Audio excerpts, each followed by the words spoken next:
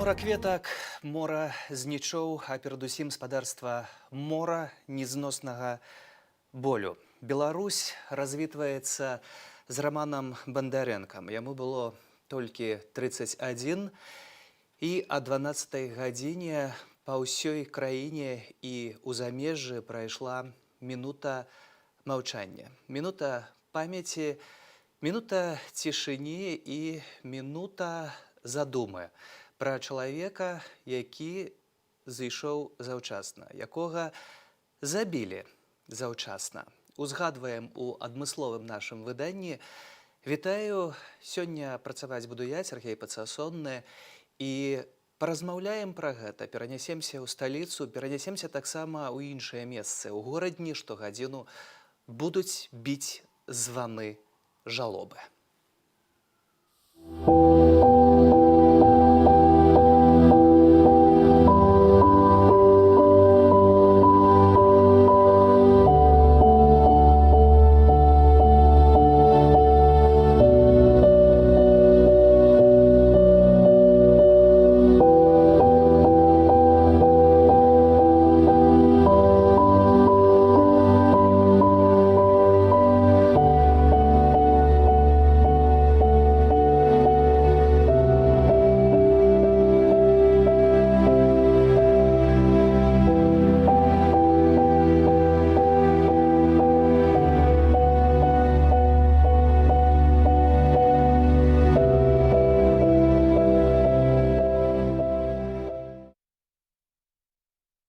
Я выходжу. Гэта былі апошнія словы Рамана. Ён выйшаў, і на яго накінуліся асобы ў цывільным. Цяжка назваць гэтых асобаў людзьмі. Потым быў бусік, раус, адкуль Рамана даставілі ў шпіталь. Сёння следчы камітэт пайшоў яшчэ далей і заявіў пра тое, што нібыта Раман быў п'яны. Але лекары паказалі праўду. У дакументацыі нічога такога не пацверджана. Гэта чарговая хлусня. Пытанне, ці мы даведаемся сапраўдныя імёны тых, хто стаў забойцам гэтага чарговага беларуса у гэтым незносным і поўным болю змагання. Сёння таксама узгадваюць Рамана і на плошчы Свабоды ў сталіцы, дзе таксама б'юць званы. На месцы працуе наш калега Алесь Сіліч, і адразу, калі ласка, Алесь, што адбываецца цяпер на плошчы Свабоды ў Менску, табе слова.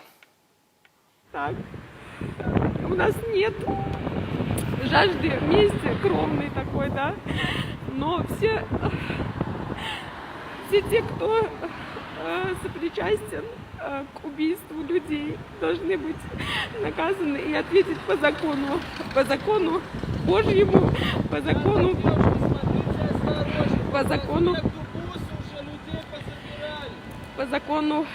Республики Беларусь.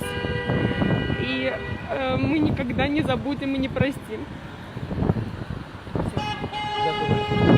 Толькі што прайшлі маладыя хлопцы і папярэдзілі, што уже уздоўж праспекта Незалежнасці ездзяць сінія бусы, ну мы ведаем, хто ў них ездзіць. Это бравыя хлопцы в балаклавах, незвядома якіх структураў, і сказалі, што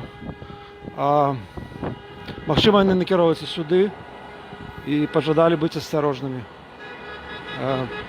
І сёння, нагадаю, сабраліся людзі, некалькі дзесяткаў чалавек, вы бачыце, сігналят аўтамабілі у памяць пра забітага пазаўчора Рамана Бандарэнка, які сёння лічыцца яшчэ адным нацыянальным героем Беларусі.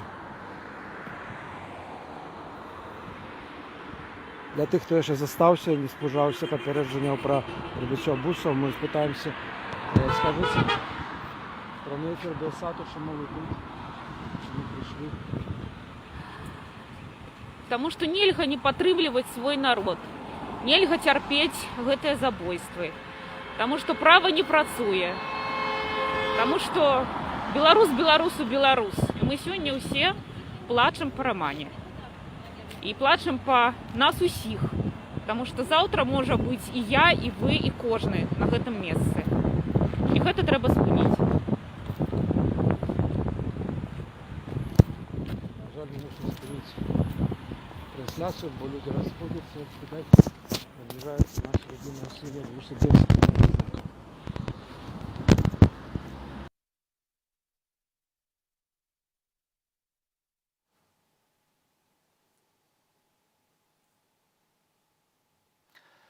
Спадарства, гэта была плошча Свабода. Маем, напэўна, праблемы з сувяззю, якія традыцыйныя ўжо ў нашай краіне і адбываюцца рэгулярна нават у такі дзень, асабліва ў такі дзень тыя, хто забіваў Рамана, не хочуць чуць гэтых словаў і не хочуць бачыць салідарнасці. Пагэтаму, напэўна, такія перабоі сувязі будуць адбывацца ўвесь час, але нішто не можа затрымаць салідарнасці. І словы болю спадарства ўсё ж такі гучаць, і мы зноў гатовыя вярнуцца на плошчадь Свабоды. Давайце спрабуем гэта зрабіць.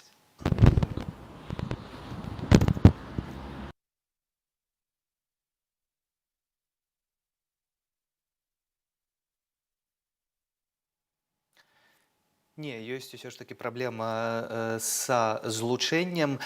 Тым не менш, словы падтрымання і словы спачування ад Святланы Ціхановскай, якая ўжо назвала Романа Бондаренко героем Беларуси. Я не представляю, какой ужас чувствует мать, которая приходится хоронить собственного ребенка. Но я хочу обратиться к матери Романа Бондаренко. Примите мои глубочайшие соболезнования. Ваш сын стал невинной жертвой страшной системы. Но для каждого из нас он навсегда будет героем этой страны. Я не знала Романа лично, но я знаю, что его убийство – это уголовное преступление, по которому будет проведено расследование, а все виновные понесут ответственность. Я знаю, что Роман служил в спецназе, а значит, бойцы спецназа сейчас должны вступиться за сослуживца. Ведь молчание – это предательство воинской чести. Нам всем сейчас не хватает слов, чтобы описать свою боль.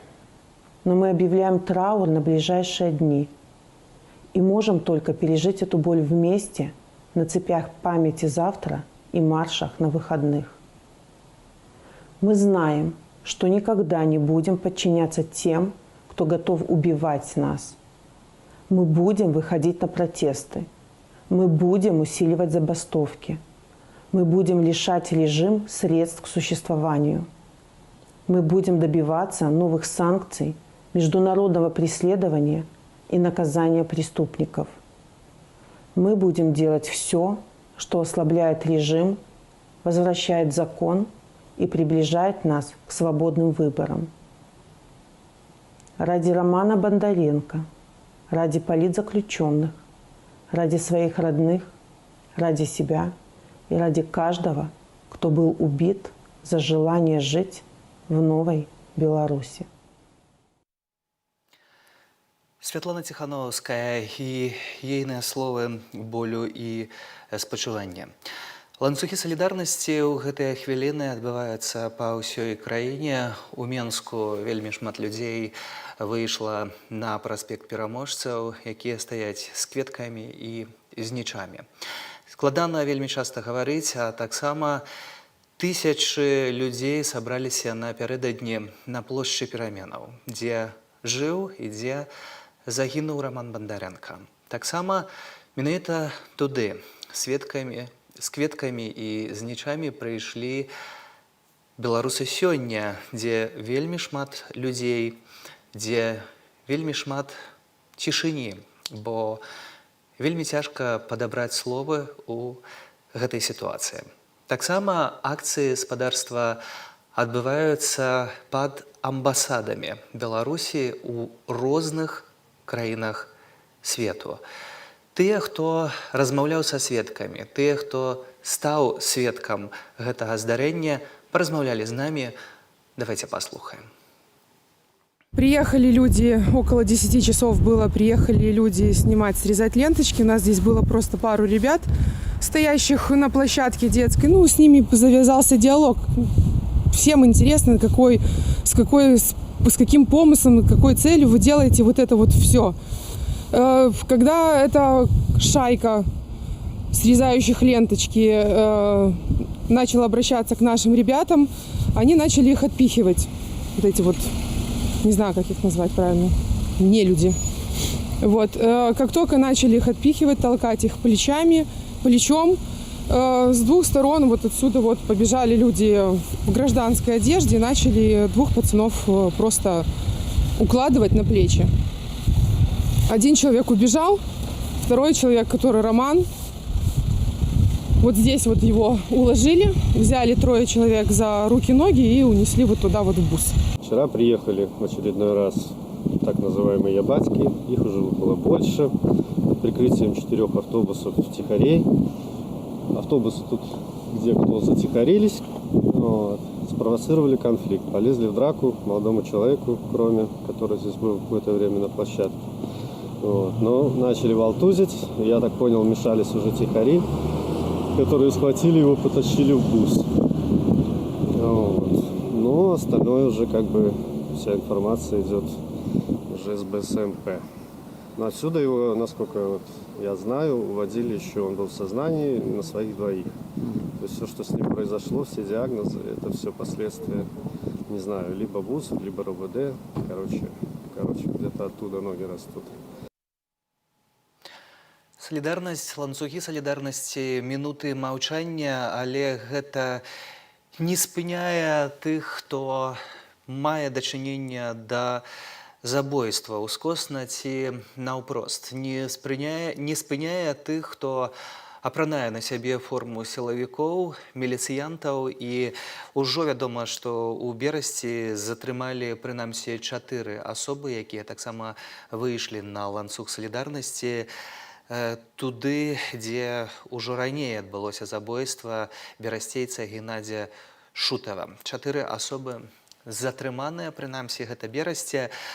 Але, тым не менш, вялікія ланцугі салідарнасці, напрыклад, студэнты Будуіру ў сталіцы выйшлі даволі масава, і гэта бачна па розных матэрыялах. А вось цяпер, спадарства, мы бачым у гэтыя хвіліны тое, што адбываецца на плошчы Перамен. Месца, дзе збівалі і адкуль забіралі, адкуль сышоў у свой апошні шлях Роман Бандаренко. Вельмі шмат кветак, вельмі шмат знічоў, плакаты памяці і таксама людзі, якія вось бачым таксама цяпер на ланцугу салідарнасці уздоўж вуліцаў у сталіцы. Дарослыя і дзеці ўсе разумеюць гэты боль. Парк чалёскінцаў цяпер на гэтым відэа. Бачым, што ў самых розных кутках Менску людзі выходзяць, аўтамабілісты падтрымліваюць гукавымі сігналамі. Гэта спадарства цэнтр беларускай сталіцы і ізноў плошча Пераменаў. Напярэдадні на плошчу Перамен прыйшлі 1000 людзей, але таксама асобы ў бусіках спрабавалі прыехаць і нават застрашваць, але гэта нікога не затрымала. Мора кветак і знічоў з'явілася і з'яўляецца на гэтым месцы. Таксама у горадні, спадарства, штогадзіну будуць біць званы у такой народнай паніхідзе і жалобе. Спадарства, літаральна праз момант таксама пакажам горадню, што там адбывалася. Вядома, што паніхіда адбывалася ў Свята-Пакроўскім саборы, дзе таксама гучаць гэтыя званы. Будуць. Людзі ў горадні панеслі кветкі і знічы да фары Вітаўта, да іх падышлі міліцыянты і зноў пачалі размову пра тое, што гэтая акцыя, спадарства, незаконная, але людзі адказалі, што яны перасталі баяцца, што яны памоляцца і сыдуць, бо гэта вельмі важны момант, каб проста памятаць. Давайце паглядзім, што адбывалася ў горадні.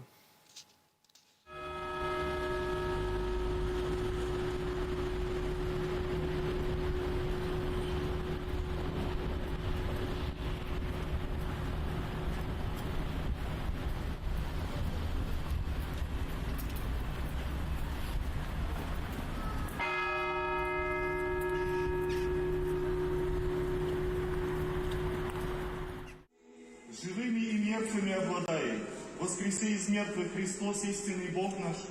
Души от нас, приставшихся раб своих, новоприставленного, невинно убиенного, умученного раба своего Романа и рабов своих Бориса, Марии, Владимира, Нины, в селениях праведных учениц, в недрах Авраама упокоит, с праведными сопричтет, и нас помилует, яко благ и человеколюбец. О блаженном успении, вечный покой, подашь, Господи, усопшим рабом Твоим, невинно убиенному и умученному рабу Божию Роману, и всем ныне нами поминаемым, и сотвори им вечную память.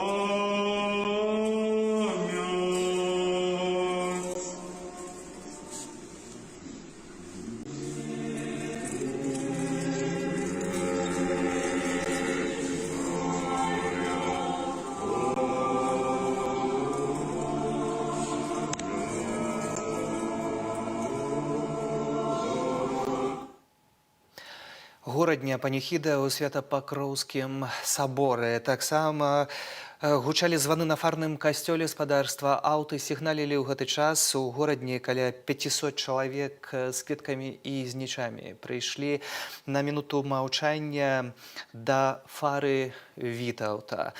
Міліцыя пагражала затрыманнямі, але, на шчасце, пакуль пра гэта нічога не вядома. Ведаем за тое, што ў берасці на месцы гібелі Геннадзія Шутава, гэта адзін з загінулых менавіта ў часе гэтых пратэстаў, 4 чалавекі былі затрыманыя. Мы сёння ў адмысловым і вельмі цяжкім эфіры узгадваем Романа Бондаренко, бачым спадарства карцінку са сталіцы. Беларусь развітваецца з забітым беларусам, які выйшаў, каб абараніць бел-чырвона-белыя стужкі, які выйшаў абараніць бел-чырвона-белы сцяг у той момант, калі невядомыя ў цывільным іх спрабавалі зразаць. Усё, што ён паспеў сказаць, я выходжу.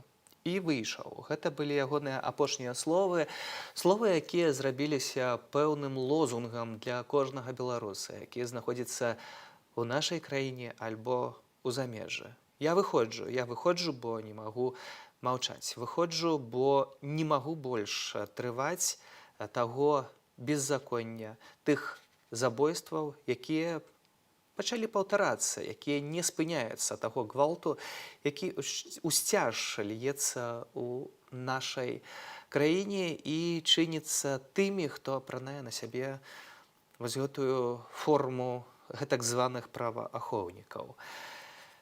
Ужо спадарства сабраныя $1000 у якасці ўзнагароды дзеля таго, хто прынясе гэтыя звесткі і зробіць іх публічнымі пра асобаў датычных да беспасярэдняга забойства Романа Бондаренкі, і ўжо першае прозвішчы пачынаюць з'яўляцца ў сеціве. Безумоўна, гэтая інфармацыя яшчэ будзе правярацца, будзе пацвярджацца, але ўжо ёсць такія звесткі.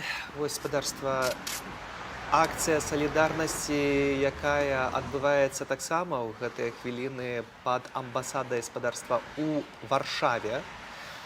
Беларусы выйшлі пад дыпламатычную пляцоўку, каб таксама узгадаць Романа Бондаренко, якому было толькі 31 год і якога моцна збілі, пасля чаго з Рауса ён трапіў у шпіталь, дзе адбылася вельмі складаная аперацыя, але уратаваць маладога чалавека у лекараў не атрымалася, і, на жаль, Романа напярэдадні не стала.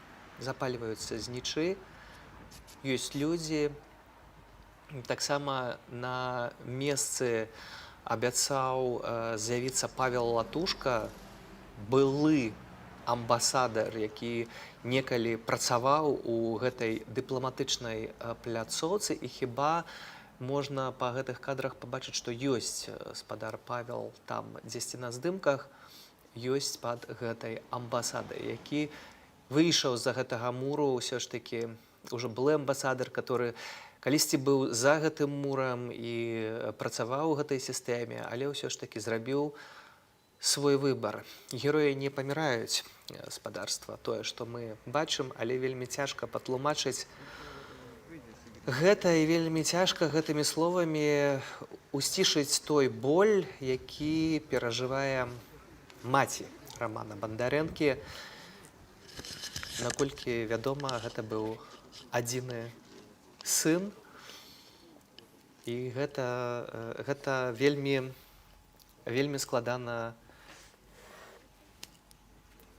складана спадарства перажываць і вельмі складана разумець. Я думаю, што нічога тут зразумець проста немагчыма. І вельмі цяжка казаць, спадарства. Давайце яшчэ раз узгадаем, што ж адбылося на плошчы пераменаў. Ігор Станкевіч распавядзе нам усе падрабязнасці. Вядома таксама, што ўжо ёсць відэа з камераў назірання, і там ёсць момант гэтага затрымання. Магчыма, што гэта будзе нейкім доказам у часе у следстве. Гэта некалькі хвілінаў відэа. Вось, і на тым відэа бачна, што як адбывалася вось гэтае затрыманне. Праз момант, спадарства, пакажам матэрыял Ігора Станкевіча. Пакуль жа бачу, што сапраўды ёсць Павел Латушка пад амбасадай, і можам назіраць, што там адбываецца.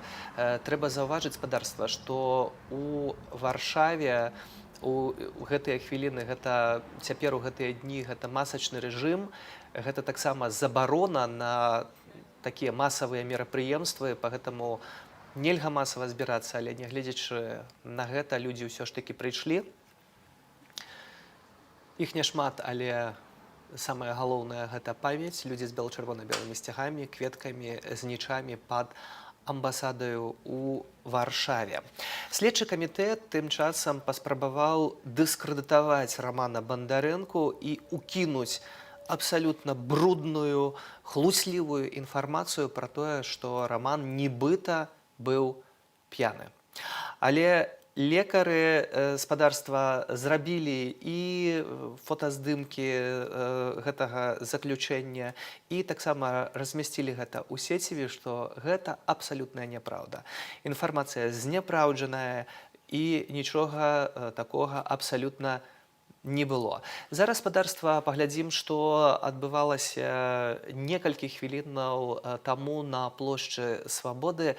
Давайте зазірнем у сталіцу. Червоно-белыми стужками и со свечками, и все. Только что записал опытанку для новинов. Многие женщины не стримливают слез, плачут, потому что, хотя это не быть чужим для них человека, але сегодня Роман Бондаренко это сапраўды стал национальным героем Беларуси. На сегодня на 12 было призначена хвилина молчания. Людей закликали встать с працоўных месцаў, спыніцца і хвіліну помолчать. І ўжо з'являюцца заклікі на нядзельны матч пад назваю «Я выходжу». Это апошнія словы, якія распавёў у грамадскай прасторы Роман Бондаренко. Мы не ведаем яго апошніх слоў у жыцці, бо, напэўна, ён яшчэ нешта казаў карацелям. Але пра гэтыя словы мы, на жаль, не ведаем і, может быть, ніколі не даведаемся. Зараз мы запытаемся у некаторых удзельнікаў акцый, чаму яны прыйшлі сюды. Скажите, вы чему вы сегодня тут, что хотите сказать? Это минута молчания, да, и время памяти невинно убитых людей. И боль, которая разъедает нашу душу, наше сердце, она навсегда с нами. Она объединяет людей и сердца. И мы будем идти до конца и бороться за свободу, чтобы эти люди не умерли просто так. У нас нет жажды мести кровной такой, да, но все те, кто сопричастен к убийству людей, должны быть наказаны и ответить по закону Божьему, по закону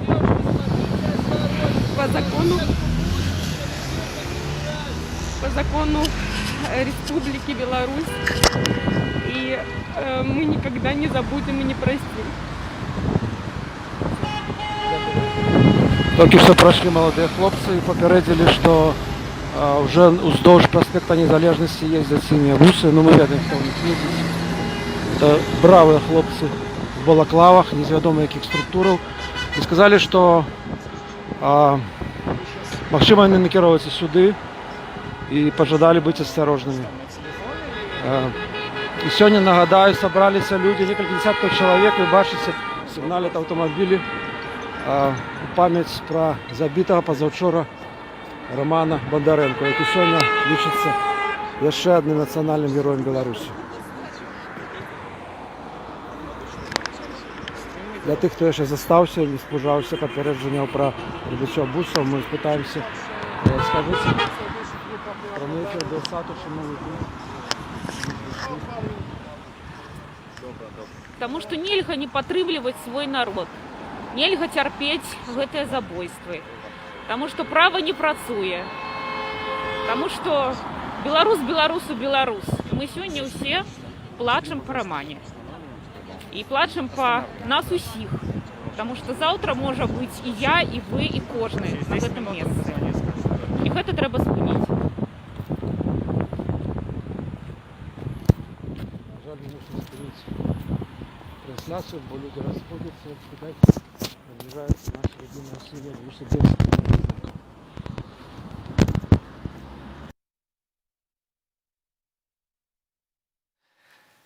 Спадарства, кожны можа быць на гэтым месцы і кожны можа зрабіць тое, пра што казаў Раман. Апошнія ягоныя словы «Я выходжу».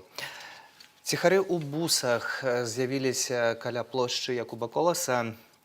Некаторыя людзі разбегліся, пакуль невядома пра тое, што былі затрыманні. Гаворка ідзе, што пакуль затрыманняў нібыта не было. На МКАДзе ў сталіцы тым часам 3 паласы сталі на хвіліну маўчання. Таксама даходзіць такая інфармацыя.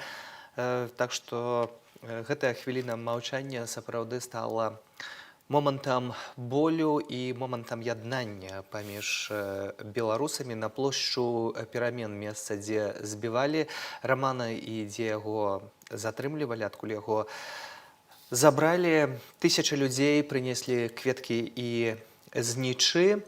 І тут трэба, канешне ж, адкрыта казаць тое, што пішуць нашыя гледачы, пішыце вы, спадарства, у вашых паведамленнях. Трэба казаць, што Раман быў забіты, а не проста памёр. Збіты да смерці ў Раусе, і медыкі, нягледзячы на тое, што зрабілі ўсё магчымае, не змаглі ўратаваць жыццё маладога чалавека, якому было 31 год. Ігор Станкевич распавядзе падрабязнасці.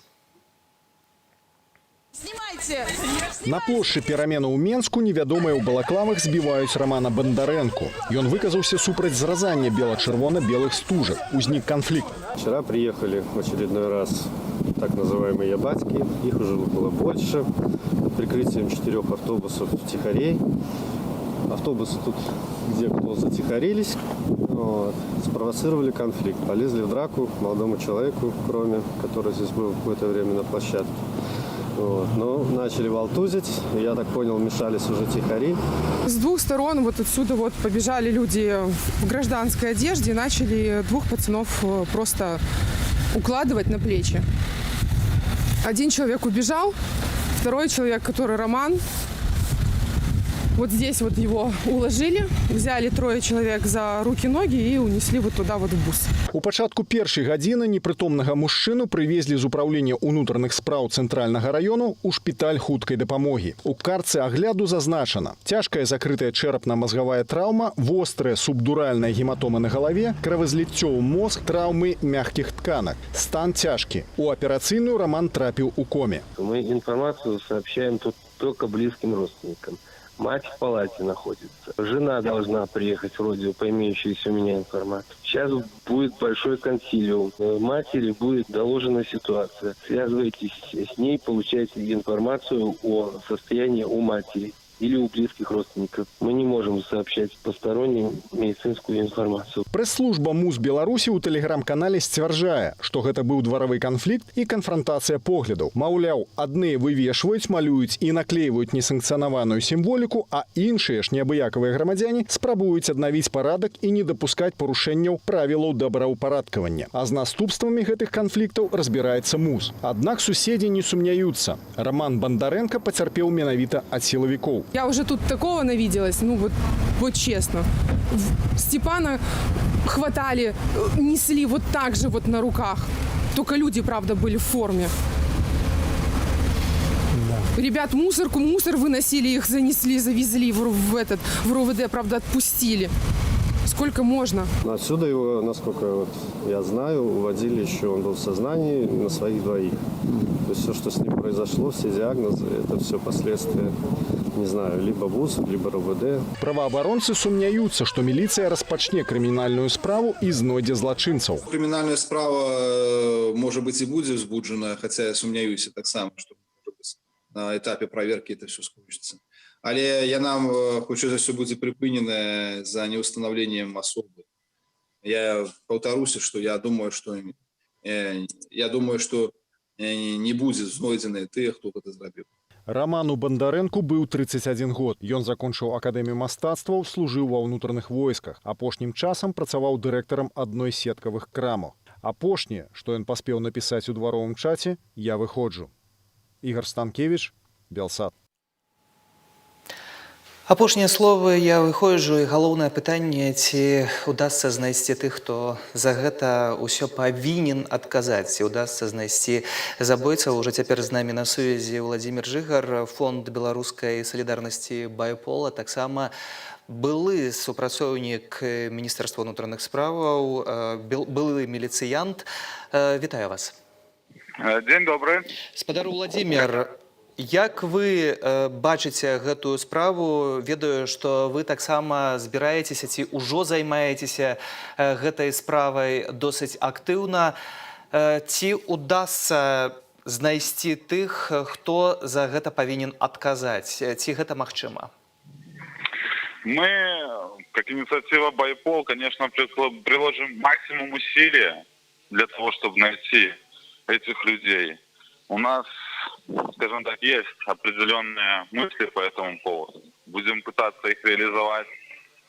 Но то, что произошло, это безусловно, это ужасно. Такого быть в центре Европы в 21 веке не может.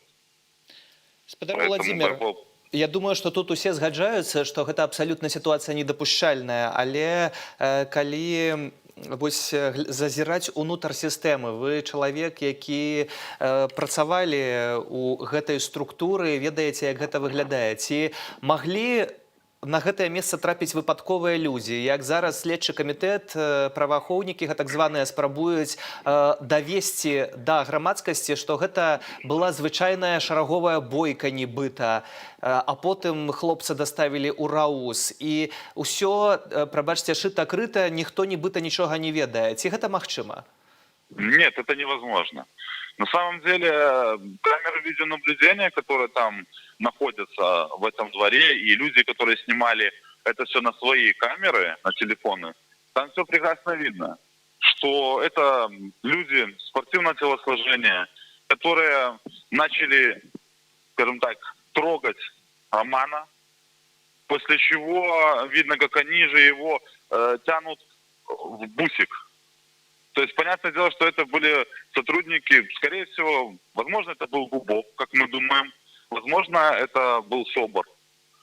И то, что это была какая-то бойка, а где следственная оперативная группа, которая должна была выбыть туда, где сотрудники милиции, которые задержали Романа, они должны были параллельно задержать еще того человека, с которым у него произошел конфликт, и доставить их в РОВД для дальнейшего разбирательства. И поэтому у них должны быть данные этого человека. Они же не могли его просто так отпустить, не записав его хотя бы минимальных данных, не опросив его. Поэтому какого-либо, скажем так, левого человека там быть не могло. Это было... Я уверен, что это вообще вся ситуация была отлично продумана.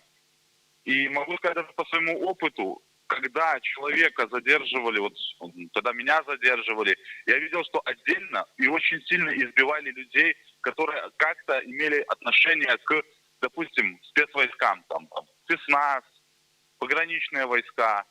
Поэтому здесь, возможно, даже такая жестокость была связана с тем, что Роман в свое время проходил службу в спецназе. А вось калі вы глядзелі на гэтыя кадры, дзе адбываецца гэтая бойка, у дадзеным выпадку ці не выглядае гэта таксама на такую правакацыю з боку гэтых асобаў, которые прыехалі зразаць гэтыя стужкі, і па сутнасці гэтую бойку можна было б прыпыніць, але яе раскручвалі менавіта дзеля чаго, каб забраць Романа хіба? Конечно, безусловно.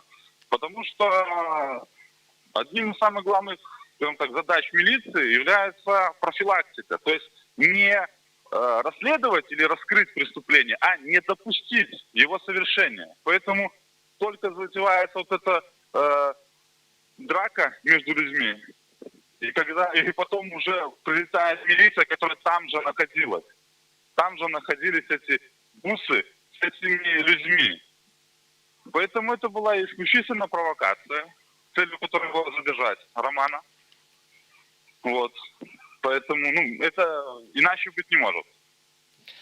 Калі перанесціся вось пасля затрымання быў бус, мы, безумоўна, не ведаем, што там адбывалася. Пасля быў раус, але відавочна, што пасля раусу, калі чалавека дастаўляюць у шпіталь у цяжкім стане, калі ён непрытомны, нават нічога не можа сказаць лекарам, і лекары выпісваюць цэлы шэраг, цэлы спіс дыягназаў моцна збітага Романа. Як гэта выглядала ў раусе? Калі там Романа збівалі да непрытомнасці, то, напэўна, таксама прозвішчы гэтых асобаў, якія былі на дзяжурстве, дзесьці павінны фігураваць у нейкіх дакументах, у журналах? Як гэта выглядае? Конечно же. В журнале, во-первых, по выезду группы любой, то есть там сотрудников, делается запись в журнале. Имеются камеры видеонаблюдения, их в каждом РОВД достаточно много. По прибытию, если в отношении человека применялась какая-либо физическая сила, специальные средства, делаются специальные пометки в специальном журнале, где описывается, по какой причине применялись спецсредства или спецсила, кем, когда, и все в таком духе. То есть по-любому, если его доставили в РОВД, то есть фамилии, есть видеозаписи, и определить можно, в каком состоянии он вообще был доставлен в РОВД. Потому что по тем видеозаписям, которые имеются в сети, в Телеграме, то есть нельзя сказать, что так как его, там какая была драка, то есть она не соответствует тем травмам, которые, от которых он в конечном итоге скончался. Калі гаварыць вось пра гэты журнал, дзе вы кажаце, што там запісваюць усё, што адбываецца, пра стан чалавека, таксама пра спецсродкі, калі яны выкарыстоўваюцца, ці гэтыя журналы, гэтыя дакументы для ўнутранага выключна карыстання? Як гэта выглядае? Да, вообще эти журналы для внутреннего пользования. Их там постоянно под каждым применением физической силы ставит свою резолюцию начальник РОВД или первый заместитель начальника РОВД о том, что согласовано, скажем так, что никаких правонарушений, то есть не выявлено в данном случае, то есть применение физической силы спецсредств оправдано. Но если возбуждено уголовное дело, следователь обязан в первую очередь взять эти журналы и узнать, кто же доставлял человека, кто применял физическую силу, и сразу же их допросить. Але бачым, што з крымінальнымі справамі і супраць тых забойцаў, якія спрычыніліся да смерці іншых асобаў, ідзе ўсё вельмі складана. Ніводнай, уласна кажучы, справы не тое, што не ўзбуджана, не даведзена да нечага ў гэтай справе. Вось Тут яшчэ адзін момант. Ці мы можам казаць, спадар Уладзімир, што тут можа быць адзін чалавек адказны, ці ўсё ж такі тут цэлы шэраг, цэлы спіс прозвішчаў мусіць з'явіцца? На мой взгляд, здесь не виновен именно конкретно какой-то один человек. Так работает вся система. Системе полностью дали карт-бланш, она полностью, она не видит границ. Им сказали действовать, они действуют. И безразлично, и плевать на все то, что происходит. Или будет, и вообще никакой ответственности нет. И это же происходило, это же даже применение физической силы первые дни после выборов. Задержание активистов до выборов. Все это звенья одной цепи. И то, что происходит сейчас, да, это звенья одной цепи. И это, в этом виновата вся система. И главный, кто распустил эту систему, кто дал возможность, скажем так, милиции действовать так, это Лукашенко. Потому что он контролирует все. Але ўсё ж таки можна было тым, хто знаходзіцца на нізе, затрымаць чалавека, але не збіваць яго да смерці. Тут, канешне, таксама ёсць загада Александра Лукашэнкі, які сказаў, што рукі атрываць і яшчэ штосьці адрываць, ён увесь час штурхае на гэтую жорсткасць, безумоўна, і на ім галоўная адказнасць. Але ўсё ж такі выканаўцы — гэта канкрэтныя міліцыянты ў гэтых раусах, гэта канкрэтныя асобы, которые павінны за гэта ўсё адказваць.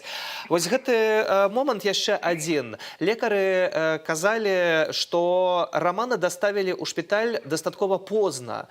Калі б даставілі раней, то былі б, магчыма, большыя шансы дзеля таго, каб яго ўратаваць. Як дзейнічае сістэма таксама, калі гэтая медычная дапамога аказваецца, калі было прынята і кім прымаецца такое рашэнне, што чалавек ужо не можа знаходзіцца ў раусе, павінен быць дастаўлены ў шпіталь? Не могу я точно сказать, кем именно принимаются такие решения в РОВД, потому что там каждый действует по ситуации. Почему так поздно, тоже сложно судить. Возможно, изначально они просто его задержали и бросили в камеру предварительного задержания, и он там один лежал, например. Может быть и такое. Может быть, они думали, что он симулирует. Сложно объяснить. Сложно вот это объяснить. Спадар Уладзімир, сёння таксама следчы камітэт спецыяльна зрабіў гэтую заяву, ведаючы, што хлусіць, што Роман Бондаренко нібыта быў п'яны. Але лекары гэтую інфармацыю абверглі і вывесілі дакументы, дзе паказваюць, што ў крыві загінулага няма алкаголю. Вось навошта следчы камітэт робіць такое? Ну, вы же понимаете, это так тогда проще объяснить произошедшее. Пьяный человек где-то поссорился с какими-то еще там людьми во дворе. Где-то, может быть, пьяный мог оступиться, как-то упасть. То есть, понятное дело, пьяного ж лучше, им выгоднее выставить человека пьяным и сказать, что ну так а что вы от него хотите? Ну, сам подрался, сам полез и так далее. Но это, конечно, фальсификация. Это ровно как и те фальсификации, которые проходят средства массовой информации в Беларуси, о том, что там огромное количество сотрудников милиции поступило в первые дни после выборов. Байпол имеет четкую уже и 100% информацию по поводу этого. Мы имеем списки этих людей. И за все время, за первые там 10 дней протестов, в больницу поступил только один человек. А в больницу поступали демонстранты и единичные случаи, когда они были в состоянии алкогольного опьянения. Але ўсё ж такі гэта робіцца кампраметацыя і тое, што улады, тут следчы камітэт дабіваецца рабіць кампраметацыю вось асобаў як Романа Бондаренкі, але атрымліваецца, што сам сябе кампраметуе, бо выказвае свядомую хлусню. Спадар Уладзімир, вось тут яшчэ момант. Людзі збіраюць грошы і сабрана, наколькі вядома, ўжо некалькі тысячаў долараў дзеля таго, каб звесткі пра забойцаў немаверных былі пераказаныя грамадскасці. Ці штосьці пра гэта ведаеце, як выглядае сітуацыя з гэтымі звесткамі? Ну, честно говоря, я про это особенно ничего не знаю, кроме того, что я тоже это читал. Мы пытаемся получить информацию из своих источников.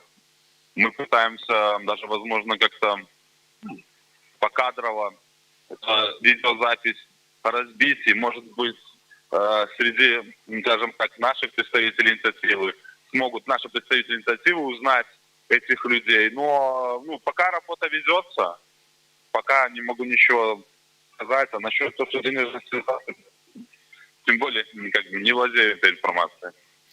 Тут такі момант, вось вы гаворыце, што вы аналізуеце гэтае відэо.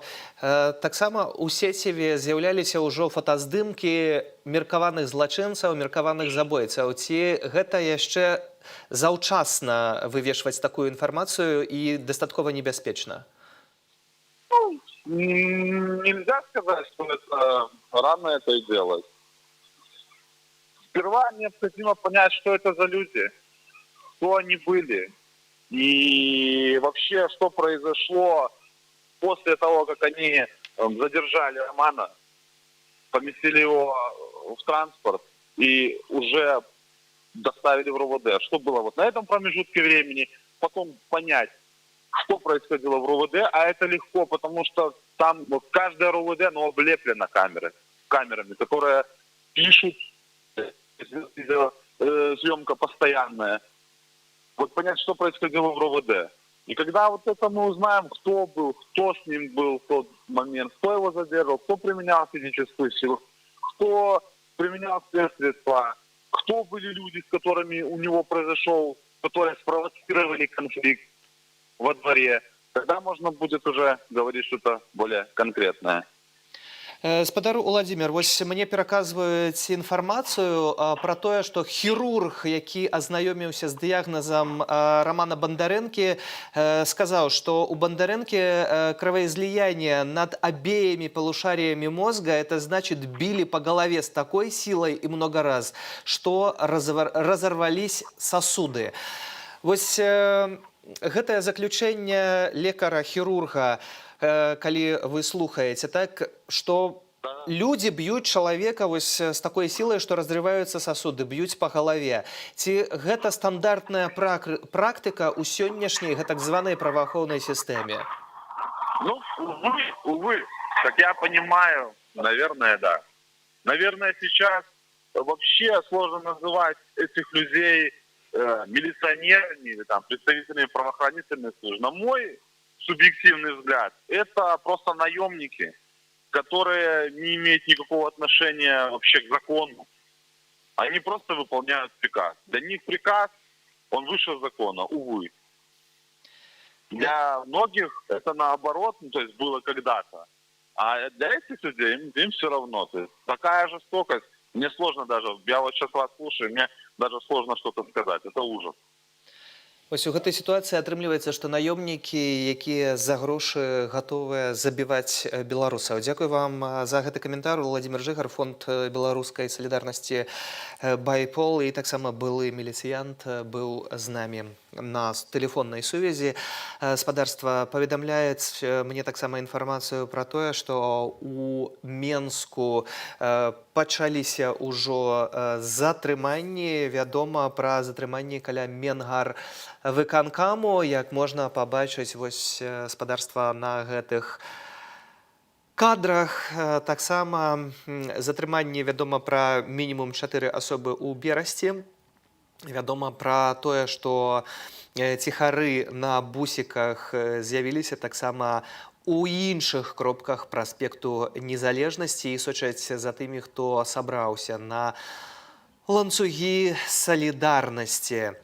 Міліцыянты таксама папярэджваюць тых, хто прыйшоў на акцыю салідарнасці ў горадні, што гэта акцыя незаконная, што яна не санкцыянаваная, але людзі гавораць пра тое, што перасталі баяцца, калі іх выходзяць гэтак званыя сілавікі забіваць. Сілавікі таксама прыехалі на вайсковай тэхніцы на Каменную горку. Каля гандлёвага цэнтра Рыга сілавікі разагналі людзей.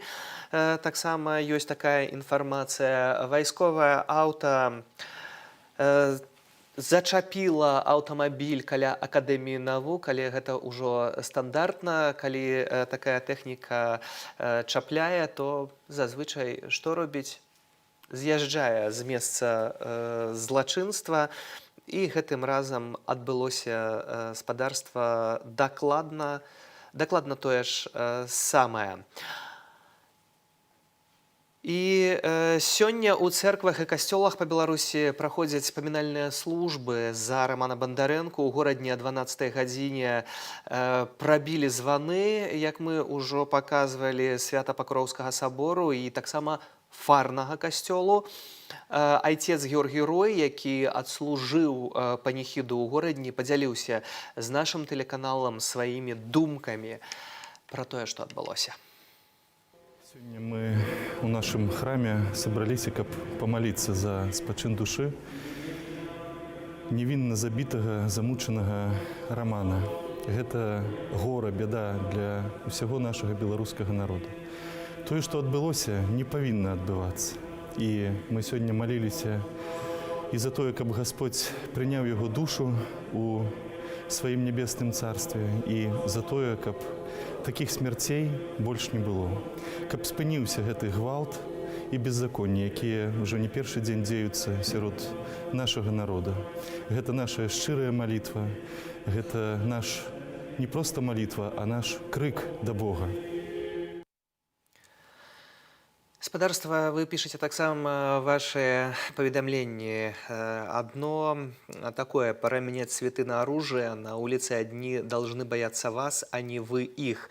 Действуя ихними методами, бить и убивать каждого в форме, когда тупорылые твари поймут, что их подставили, они сами уберут того, кто отдавал приказы. Хорошо, что фашист сознался, иначе к нему не доберетесь. Живи Беларусь. Шановное спадарства, все ж таки специфіка беларускіх пратэстаў менавіта ў тым, што яны мірныя. Яны мірныя, а, на жаль, тыя, хто дзейнічаюць супраць беларусаў, якія выходзяць на гэтыя пратэсты, узброеныя. Узброеныя ў самыя сучасныя узбраенні. Пагэтаму можна страціць жыццё, як мы бачым, можна быць збітым, і агрэсія выклікаць можа яшчэ большую агрэсію. Пагэтаму толькі мірны пратэст, гэта тое, да чаго ўвесь час заклікаем мы.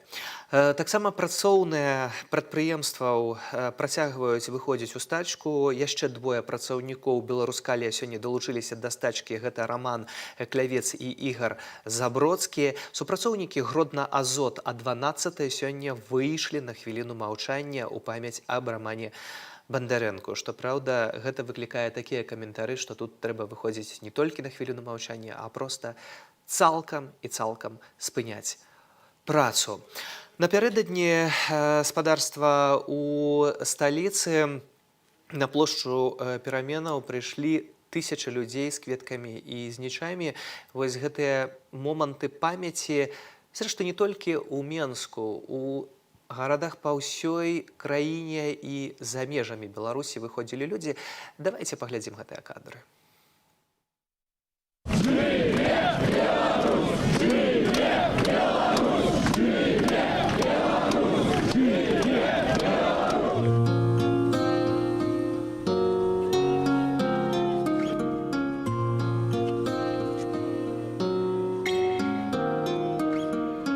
Шмат людзей, і мой парыў вельмі просты. Гэта у сітуацыі, калі ты такі слабы, ну, як бы, адзінае, што ты можаш, это аб'яднацца з людзьмі. Таму сёння я думаю, што тут людзі, каб адчуць сваю еднасць, выразить словы подяки Роману. Я счел для себя необходимым сегодня прийти сюда, показать, что мы не согласны, показать, что мы не забыли, что мы не простим и мы не смиримся. Живи Беларусь! Конечно, это очень больно, что такое происходит в нашей стране. Ну и, честно, я не мог даже представить, что такое возможно в мирной Беларуси, что белорусы будут убивать белорусов. Это вообще ужасно. То есть такого не должно быть. Просто за благое дело У меня просто нету слов. Не знаю даже, что вам сказать. Честно, переживается как личная утрата просто. Очень тяжело. Сегодня весь день думали про этого парня. И сейчас вечером такая новость. Это ужасно. Это как будто всех нас убили. Вот вчера парень вот был сын у матери, а сегодня его нет. Что тут скажешь? Ничего хорошего не происходит. Все видят, что происходит. Единственное, что это, наверное, наша сила в единстве.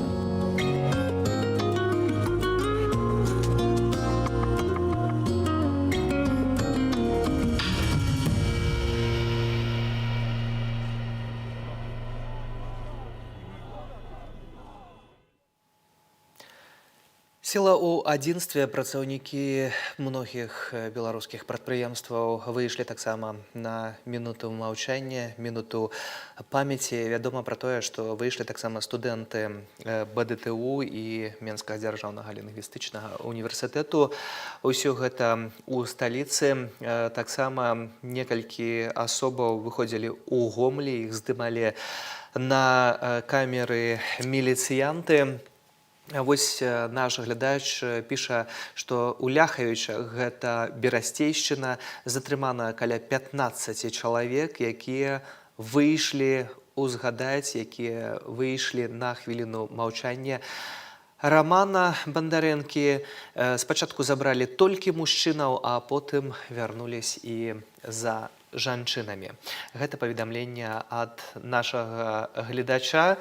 А спадарства Галіна Абакунчык, якая сачыла за тым, што адбывалася на акцыях салідарнасці ў сталіцы, ёй слова, і яна распавядзе, як гэта адбывалася. Вітаю вас, шановні глядачі, зноў Менск, і зноў хвіліны памяці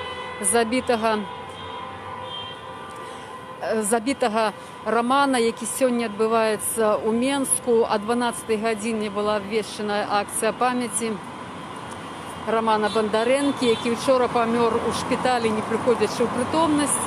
І сёння людзі выходзяць на вуліцы, каб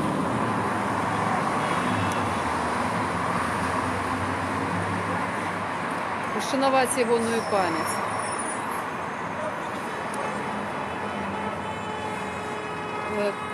Толькі што тут на вуліцах гораду прайшлі калоны аўтамабіляў, якія супрацоўнікамі спецслужбаў, і ўсе аўтамабілі, якія тут стаялі літаральна на перакрыжаванні, сігналілі ў знак абурэння вот гэтым спецслужбам, якія сталіся прычынай страты жыцця, маладога жыцця. 31-гадовы Раман Бандарэнка меў маладое жыццё, якое толькі распачыналася, быў мастаком, любіў сваю радзіму, хацеў жыць у вольнай краіне і загінуў толькі за тое, што хацеў захаваць сваю годнасць, хацеў захаваць сваю нацыянальную адметнасць.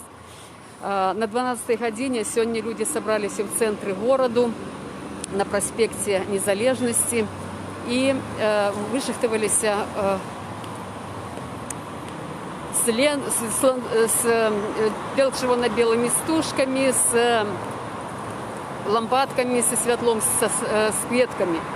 Людзі збіраліся за хвілін 15-20 да пачатку гэтай абвешчанай акцыі. Некаторыя крамы на гэты момант парабілі ў сваім працоўным часе такі перапынак дзеля таго, каб людзі не маглі туды зайсці. Напрыклад, Макдональдс на перакрыжаванні вуліцы Леніна і Пераможцу якраз на гэты час абвесціў перапынак. Але людзі збіраліся ў розных месцах, групаваліся і о 12 гадзіне выйшлі на вуліцу, пашахтаваліся ў ланцугі. Вось зараз я падходжу да пераходу пешаходнага, і тут бачым, людзі пакінулі знічы, пакінулі кветкі.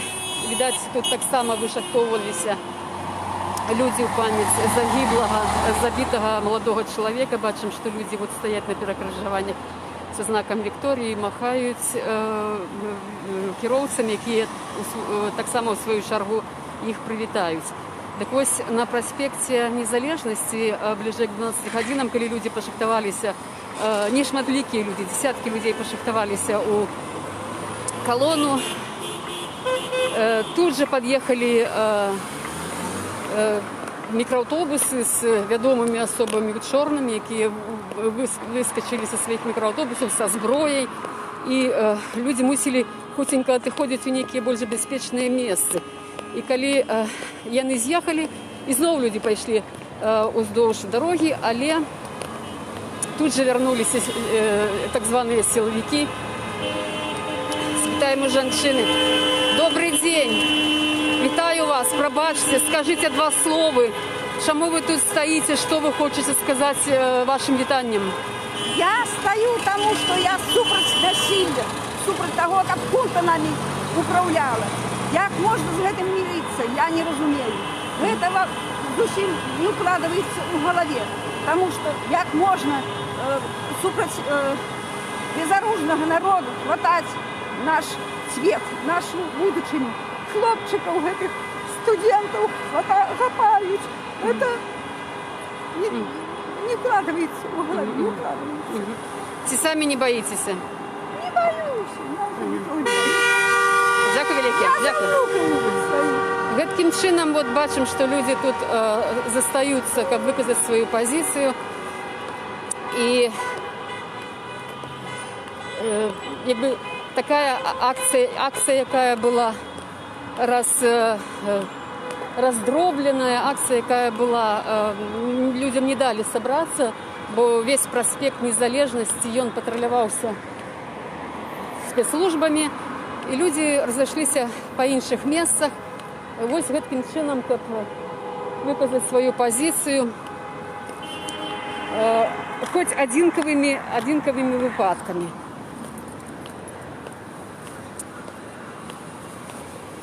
Можно сказать, что это не только так 5 хвилин, хвилина молчания, як было обвешено. Я бы сказала, что это день памяти, потому что сегодня у Менску, акрамя того, что люди вот выходят гэткім чынам выказывать свою позицию, кто як можа, бо людям практично не дали собраться у призначенном месте, не дали пошахтоваться. Увечары сегодня во всех храмах, в некоторых храмах і ў гэту хвіліну, а ў некаторых храмах і увечары будуць адбывацца памінальныя службы у памяць забітага Романа. І таму вот этот дзень жалобы і хвіліны жалобы, яны працягваюцца. Кожны гэта робіць так, як можа, паколькі ціск на грамадства, на грамадскую супольнасць вельмі моцны. Просто люди просто не могут нават вот такими простыми речами выказать свою позицию, моўчкі пастаять с кветками, с нічами, як тут же з'яўляюцца люди ў чорным, якія просто готовы іх усіх, як звычайна, забраць. Ці што яшчэ з імі можа адбыцца, невядома, бо гэтыя так званыя сілавікі выходзяць са зброяй.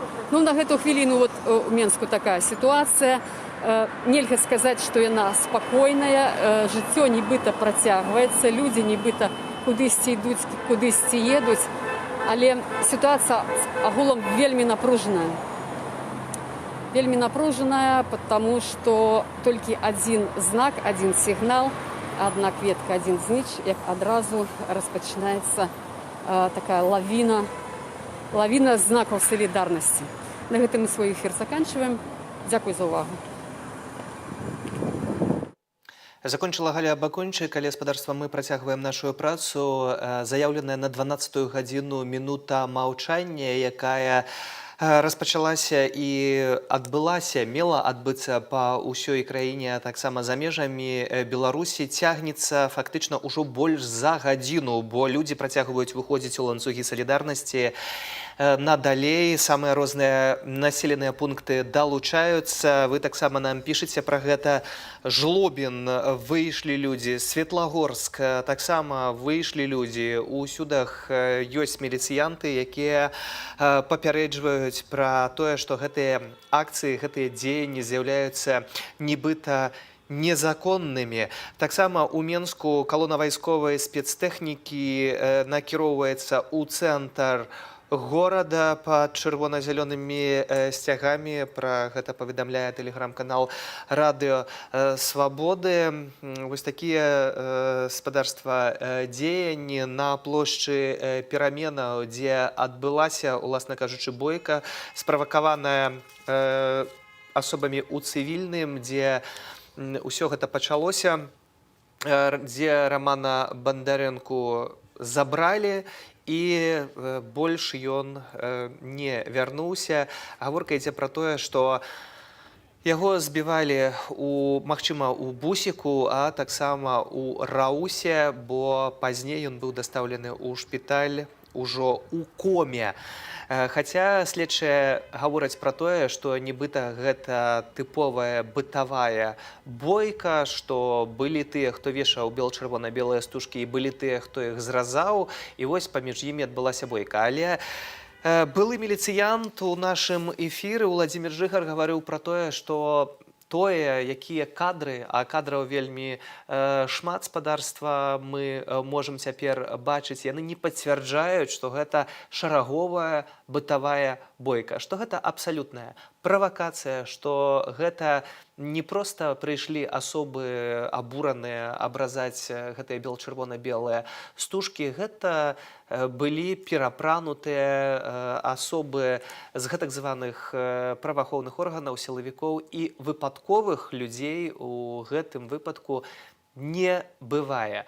Пазней таксама былы міліцыянт казаў пра тое, што, магчыма, такое жорсткае збіванне было звязана з тым, што сам Раман Бандарэнка, калі ён служыў у войску, то меў дачыненне таксама да спецпадраздзяленняў. І вось па гэтаму было такое збіццё. Лекар, які пабачыў вось гэтыя дыягназы, сказаў, што білі так моцна па галаве, што парваліся сасуды.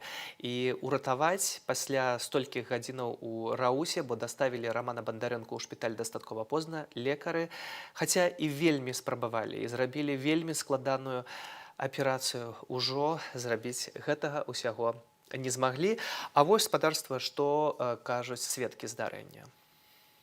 Приехали люди, около 10 часов было, приехали люди снимать, срезать ленточки. У нас здесь было просто пару ребят, стоящих на площадке детской. Ну, с ними завязался диалог. Всем интересно, с каким помыслом, какой целью вы делаете вот это вот все. Когда эта шайка срезающих ленточки начала обращаться к нашим ребятам, они начали их отпихивать. Вот эти вот, не знаю, как их назвать правильно, нелюди. Вот. Как только начали их отпихивать, толкать их плечом, с двух сторон вот отсюда вот побежали люди в гражданской одежде и начали двух пацанов просто укладывать на плечи. Один человек убежал, второй человек, который Роман, вот здесь вот его уложили, взяли 3 человек за руки-ноги и унесли вот туда вот в бус. Вчера приехали в очередной раз так называемые ябатьки. Их уже было больше. Под прикрытием 4 автобусов тихарей. Автобусы тут где кто затихарились. Вот. Спровоцировали конфликт. Полезли в драку к молодому человеку, кроме, который здесь был какое-то время на площадке. Вот. Но начали волтузить. Я так понял, мешались уже тихари, которые схватили его, потащили в бус. Вот. Но остальное уже как бы вся информация идет уже с БСМП. Но отсюда его, насколько вот я знаю, уводили еще, он был в сознании, на своих двоих. То есть все, что с ним произошло, все диагнозы, это все последствия, не знаю, либо ВУЗ, либо РОВД. Короче, где-то оттуда ноги растут. Пытанне галоўнае гаспадарства, ці будзе нейкая адказнасць і ці тыя асобы, якія спрычыніліся да гэтага забойства, будуць пакараныя. Вось сённяшняя інфармацыя. Следчы камітэт прыпыніў праверку па справе гібелі Александра Тарайкоўскага. Крымінальнай справы па факце смерці няма. Алена Герман, удава загінулага падчас разгону пратэстаў 10 жніўня ў Менску Александра Тарайкоўскага, паведаміла Радыё Свабода, што ўпраўленнем следчага камітэту па Менску прыпыненая праверка па справе смерці Александра Тарайкоўскага. Гэтыя кадры, калі застрэлілі Александра Тарайкоўскага, абляцелі сапраўды ўвесь свет. І таксама следчыя казалі пра тое, што гэта ніякае не забойства. Пазней з'явіліся здымкі. Ўсё ж такі жывем у сучасным свеце, кожны мае камеру ў тэлефоне, вельмі шмат здымаем усе мы, і кадры з'явіліся вось менавіта моманту забойства і беспасярэдняга стрэлу, што абсалютна здзіўляе людзей, тыя, хто з'яўляецца адмыслоўцам, і гавораць пра тое, што той чалавек, які выканаў гэты стрэл, павінен быў ведаць, абавязкова нават ведаў, што гэта пагражае смерцю таму, у каго ён страляў. Хаця знаходзіўся на адлегласці 25-30 метраў ад забітага, а з такой зброі мінімум павінна быць толькі 50 метраў, і калі хтосьці валодае такой зброяй, то абавязкова пра гэта таксама ведае і адказвае. Будзем спадзявацца, што будзе нейкая адказнасць усё ж такі і для забойцы Александра Тарайкоўскага, і для іншых забойцаў, бо ўсё ж такі гэта не адзіная смерць, іх ужо некалькі.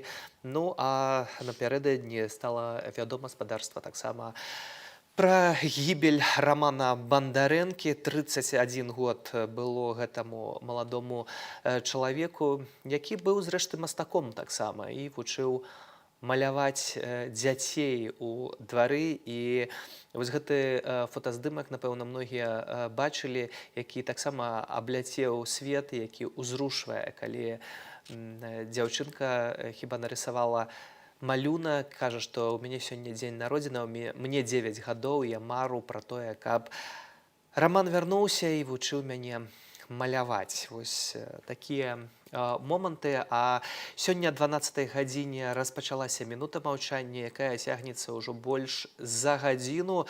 Па ўсёй краіне выходзяць людзі. Таксама б'юць званы. Званы б'юць у праваслаўных цэрквах, званы б'юць у каталіцкіх касцёлах, бо тут, незалежна ад канфесіі, усе разам у болі.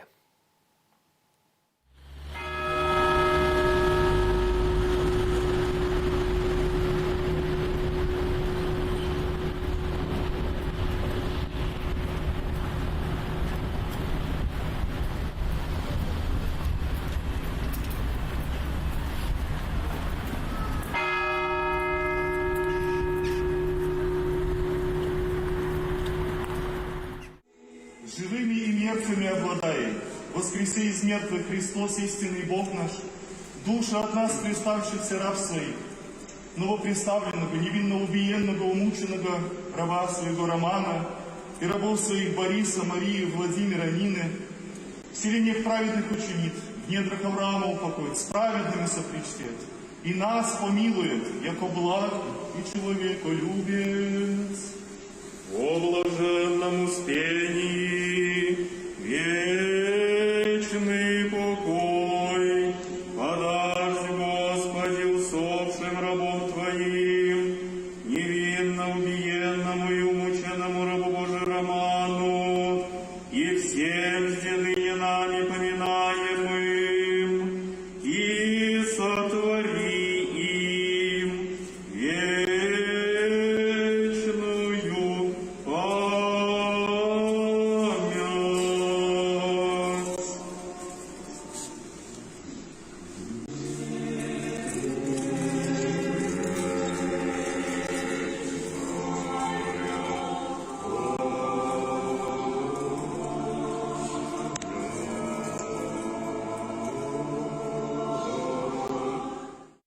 Сегодня мы в нашем храме собрались, как помолиться за спачин души невинно забитого, замученного Романа.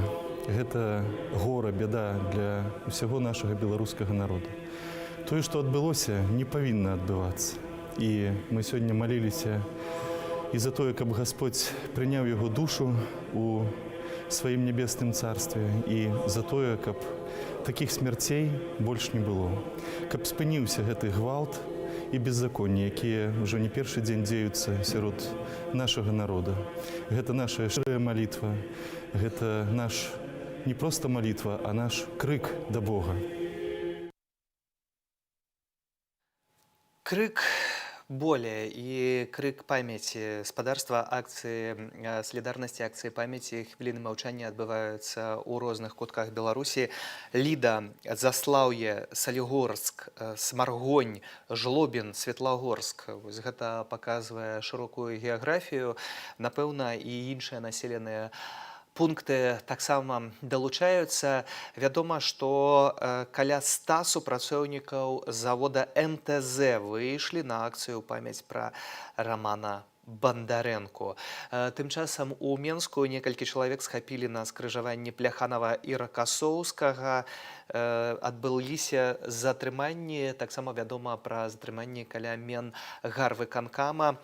У горадні спадарства тым часам каля фары Вітаўта сабраліся некалькі сотняў чалавек з кветкамі і з нічамі, каб ушанаваць памяць Романа Бандарэнкі. Назіралі міліцыянты за тым, што спадарства адбывалася, і таксама здымалі прысутных на відэакамеру. І вельмі цікавы факт, у горадні за гэтай акцыяй памяці назіраў асабіста былы ўжо міністр, а цяпер дарадца Александра Лукашэнкі, памочнік па гарадзеншчыне Юрый Караяў. Асабіста прыйшоў, каб назіраць за вось гэтай акцыяй памяці. То бок атрымліваецца, што нават у такія хвіліны не могуць яны сабе адпусціць і не могуць даць магчымасці беларусам проста ў спакоі дзесьці памаўчаць, дзесьці памаліцца і дзесьці проста перажыць жалобу. Яшчэ адна гісторыя, якая ўпісваецца ў гэты кантэкст. 6 верасня гарадзенскі пенсіянер Юзеф Нямера абараняў жанчыну ад затрыманняў амапам, штурхануўшы супрацоўніка. З гэтай прычыны напярэдадні суддзя Вольга Бекушава з Кастрычніцкага раёну горадні асудзіла пенсіянера Юзефа Нямеру, увага, на 2,5 гады зняволення, без накіравання, што праўда, у калонію, і на гэтым дзякуем. Юзеф Нямера пракаментаваў вырак нашаму тэлеканалу. Давайте паслухаем. Затрымалі мяне 22 верасня.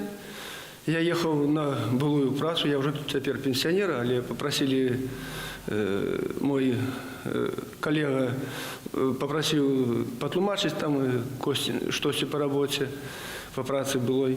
Я ехал на велосипеде по велодорожце. Идут насустрач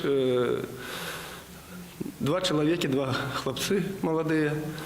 Я трохи схиливши до правой стороны, до правого боку на велосипеде, але яны разошлись у стороны. Ну, я думаю, я проеду посередине, поміж ими. Як я порівнявся з ними, мене хоп, за руль, і все.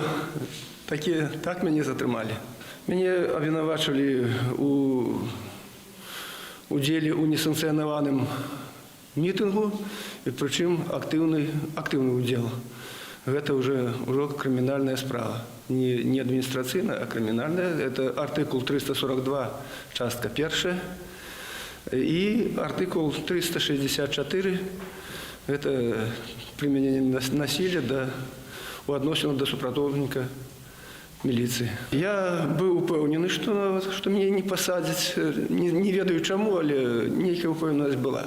Бо на самай справе, там справа высасаная з пальца, Наадварот, я неяк надеяўся, спадзяваўся, што мяне па 342 артыкуле ўвогуле апраўдаюць, адкінуць гэта абвінавачванне. Бо на самой справе з маёй стороны, з майго боку, не было там актыўнага ўдзелу. Усе тыя скриншоты, дзе я попал у відэакадры, я быў дзесь там на другім плане, ні ў якой сцэпцыі, як яны кажуць, я нігде не стаяў. І наогуле, ну, шчасце было вялікае. Шчасце было, я нават на маім айфоне ёсць здымкі, якія таксама ёсць у матэрыялах справы, дзе я зняў галаву калоны, якая ўжо падыходзіла да філармоніі, і, павярнуўшыся назад, хвост калоны, які дзесь там яшчэ да прыёрбанку не доходил. Ну, шчасце вялікае. Я ж яго не заклікаў, каб все выйшлі на праезжую частку. Ну, але суд палічыў так, што все-таки я актыўна прымаў удзел у гэтым мерапрыемстве несанкцыянаваным. А тое, што я, як і ўсе, крычаў лозунгі правакацыйныя з іх гледжання «Жыве Беларусь» і «Міліцыя з народам», дык гэта смех. Але не да жартаў ад тых дзеянняў, якія ідуць з боку людзей у форме. Рабочыя і студэнты, людзі па ўсёй краіне выходзяць на акцыі памяці. Напрыклад, медыкі МНПЦ сабраліся на хвіліну маўчання. Таксама акцыі адбываюцца ў сталіцы ў розных месцах. На Прытыцкага, на Дзяржынскага, каля парку Чалюскінцаў і Акадэміі навук. Вядома пра тое, што на акцыі салідарнасці таксама выйшлі працаўнікі горадні Азот, МТЗ, шахцёры выйшлі на акцыю салідарнасці, студэнты МДЛУ, студэнты БДТУ. І акцыя, якая мелася быць хвілінай маўчання, ўжо цягнецца больш за 1,5 гадзіны і не спыняецца, бо людзей абурыла ўсё тое, што, уласна кажучы, адбылося забойства Романа Бандарэнкі, якому быў 31 год. Давайте паглядзім на гэтыя акцыі салідарнасці рабочых.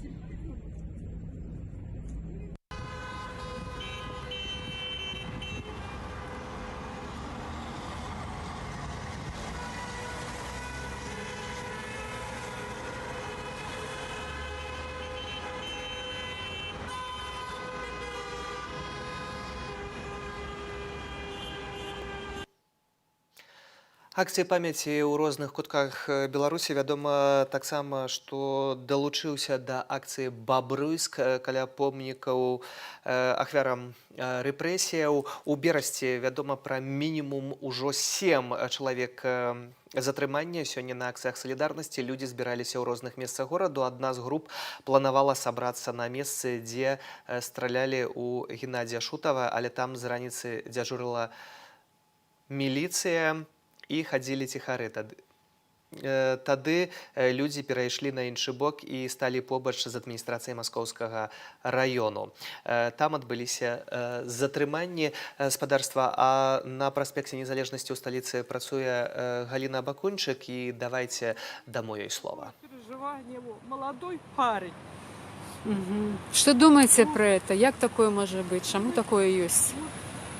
Я не знаю, я не понимаю, вообще не понимаю, как могут вот сами белорусы убивать своих людей. Это же вообще невозможно такое. Это наемники, наверное, здесь работают какие-то. Ну вот что творится? Что бы вы хотели? Як бы вы хотели, каб что змянилось и як змянилось? Ці каб не менялось? Что бы вы хотели? Никак не менялось. Хочется, чтобы восторжествовала справедливость на белорусской земле. Такое не должно быть вообще опускаться до такого уровня. Дякую вам великий. Дякую великий. Вот гэта, яшчэ раз паўтару, гэта мінскі мікрараён. Звычайныя людзі тут жывуць, якія, вот, бачыце, такія выказваюць меркаванні і перажыванні. Так было і ў цэнтры горада. Тыя людзі, якія хаваліся ад людзей у чорным са зброёй, якія хаваліся у крамах, у нейкіх у пераходах, да іх звярталіся людзі старэйшага веку і перапытвалі, а што адбываецца. Ну і вот гэтыя маладзейшыя распавядалі. Гэта было такое агульнае і суцэльнае абурэнне. Это усе, хто там знаходзіліся ў той краме, гучна размаўлялі, абмяркоўвалі эту сітуацыю. Так вось на праспекце Незалежнасці людзям все ж таки так і не далі сабрацца. Некалькі разоў яны спрабавалі вышыхтоўвацца, і кожны раз да іх пад'язджалі гэтыя мікрааўтобусы, і кожны раз выбегалі гэтыя людзі ў чорным. І у выніку людзі мусілі стаяць групкамі, але ўжо так і не вышыхтоўвацца. Так было і на іншых цэнтральных вуліцах. Таксама ўздоўж дарог стаяць кветкі, ляжаць кветкі, стаяць знічы. Людзі стаяць уздоўж дарог, хтосьці з знакам Вікторыі, аўтамабілі вітаюць гэтых людзей. І было вельмі моцнае абурэнне такое гукавое, можна сказаць, калі ехалі крытыя аўтамашыны напэўна, з вайскоўцамі, з чырвона-зялёнымі сцягамі, то проста машыны на перакрыжаванні выбухнулі проста сігналамі, такімі сігналамі абурэння. Ну, а вот зараз паглядзім на слупе, тут таксама бел-чырвона-белая такая налепка. Я так разумею, што гэта знак мясцовага мікрараёна, магчыма, гэта іхні сцяг. Цяпер, як вядома, у многіх мікрараёнах ёсць свае сцягі, і, напэўна, гэта вот такая адметнасць гэтага раёна. Ну, тым часам людзі ідуць уздоўж дарогі, ну, паразмаўляем з імі таксама.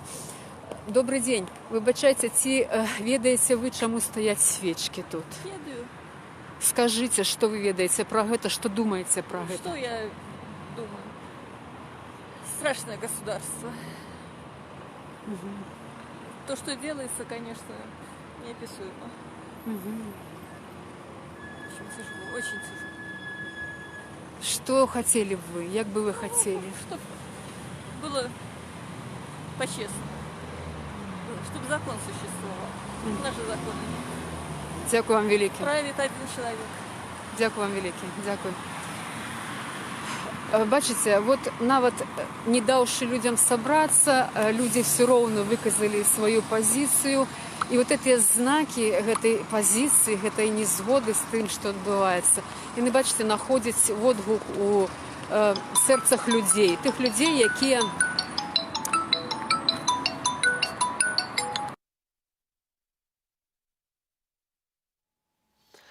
Галіна Абакунчык, якая размаўляе з людзьмі, якая назірае за тым, што адбываецца спадарства ў сталіцы.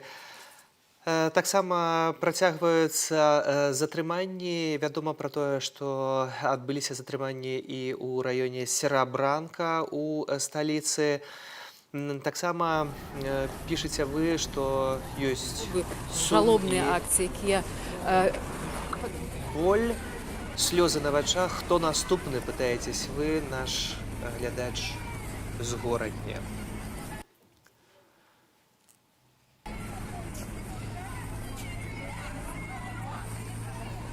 Гэта спадарства кадры спрабуем паказаць вам затрыманняў, якія, нягледзячы ні на што, адбываюцца. Раён Серабранка у сталіцы. Спадарства нават у гэты дзень, калі людзі проста хочуць пабыць у маўчанні, хочуць пабыць у жалобе і пакласці кветкі, паставіць зніч, памаліцца, ім не даюць гэтага зрабіць. Гэтыя бусікі з катамі ездзяць па вуліцах і забіраюць людзей, прычым забіраюць не толькі ў сталіцы. Спрабуем вярнуцца да Галі Абакунчык, якая працягвае сваю працу ў Менску. І памяці, але дзень памяці. Бо сёння ў другой палове дня таксама будуць адбывацца службы ў розных менскіх храмах і ў іншых гарадах, дзе людзі будуць маліцца за загіблага Романа Бандарэнку, за забітага Романа Бандарэнку і за іншых людзей, якія загінулі падчас гэтых 3 месяцаў пасля выбараў, якія адбываюцца ў краіне, пра якія сёння ўзгадвалі тут мінакі. І вось усіх людзей, якія пацярпелі, якія былі загінулі, якія згубілі сваё жыццё праз той гвалт і праз тыя рэпрэсіі, сёння яны будуць памяць ушановацца будзе у розных менскіх храмах. На гэтым я свой эфір заканчваю. Дзякую за ўвагу. Сваю працу і прыглядаемся да таго, што адбываецца не толькі ў сталіцы, але і ў іншых гарадах. Вядома пра прынамсі 7 затрыманых у Берасці. Таксама за акцыяй памяці і салідарнасці ў горадні назіраў асабіста былы міністр унутраных справаў Юрый Караяў, а акцыі салідарнасці адбываюцца альбо адбыліся таксама ў Жлобіне, Светлагорску, Лідзе, Заслаўі, Салігорску, Смаргоні, Бабруйску і іншых гарадах. Хаця ёсць увесь час і пагроза затрымання, і запужванне людзей, і людзі ўсё ж таки выходзяць. Вы пишете нам, что еще должен эта нечисть Лукашенко со своими псами сделать, чтобы вышли, наконец, все, и это спящие рабочие свою рабскую суть изменили. Магчыма, тут ўсё ж таки кожны павінен глядзець і вырашаць, што яму рабіць і з якім сумленнем яму жыць. Нікога, безумоўна, нельга ні да чога змусіць. Скарбім і любім нашу Беларусь, шаўляе з Літвы, піша таксама наш глядач. А вось тое, што спадарства адбываецца ў Менску, гэта праспект Дзяржынскага каля Зубра, дзе таксама выйшлі людзі на акцыю памяці, акцыю салідарнасці, аўты гудуць. І тут хіба не патрэбныя ніякія каментары, бо льецца боль з экранаў.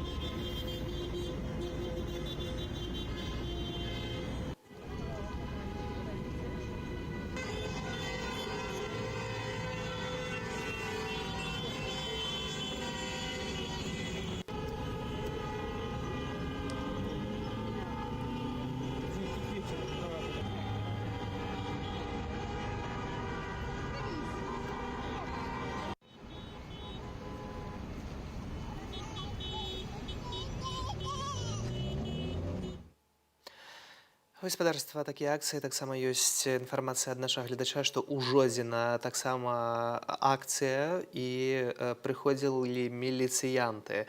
Усюды яны прыходзяць, усюды яны спрабуюць перашкодзіць і спрабуюць запужваць. Спадарства таксама вядома пра тое, што артысты філармоніі заспявалі «Магутны Божа» ў памяць загінулага учора Романа Бандарэнкі, а футбалісты Крумкачоў на хвіліне маўчання ў памяць Рамана Бандарэнкі таксама. Людзі розных прафесіяў, людзі з рознымі поглядамі выйшлі. Таксама ў Менску ланцуг салідарнасці ў раёне парку Дружбы народаў, памяць пра Рамана Бандарэнку, і цягнуцца гэтыя акцыі амаль ужо 2 гадзіны, нягледзячы на запужванне, нягледзячы на тое, што сілавікі таксама гаспадарства едуць у кірунку цэнтру сталіцы. І адным з першых асобаў, які стаў ахвярай гэтай сістэмы, стаў ахвярай таго, што адбываецца гаспадарства, гэтых ланцуга, гэтых забойстваў, быў менавіта Александр Тарайкоўскі у сталіцы. Сёння следчы камітэт паведаміў пра тое, што прыпыняе расследаванне ў гэтай справе.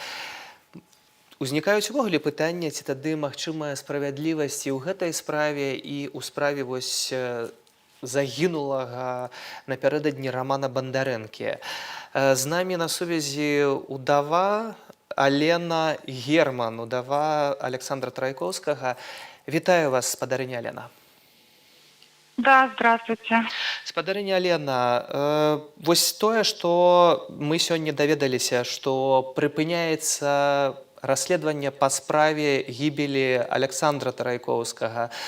Як вы на гэта рэагуеце? Які ваш каментар? Ну, было предсказуемо, что уголовное дело не возбудят. Мы просто ждали, какой же отказ нам дадут. Но это не отказ все-таки, просто как бы продлили проверку. Понятно, что тянут время. Ну, да, было предсказуемо. А вось калі вы даведаліся пра гібель напярэдадні Рамана Бандарэнкі, падавалася, што была смерць Александра Тарайкоўскага, былі смерці іншых людзей, якія выходзілі на пратэст, але альбо сталі выпадковымі ахвярамі, што гэта ўсё павінна спыніцца. Якая была ваша рэакцыя? Якая ваша, уласна кажучы, рэакцыя сёння на гібель чарговай ахвяры Рамана Бандарэнкі? Это безумно больно узнавать вот такие новости страшные, потому что я не понаслышке знаю, что переживают родные, близкие. Прям вот до глубины души сочувствую, соболезную. И действительно очень страшно, когда вот так вот в мирное время людей убивают на улице. За что?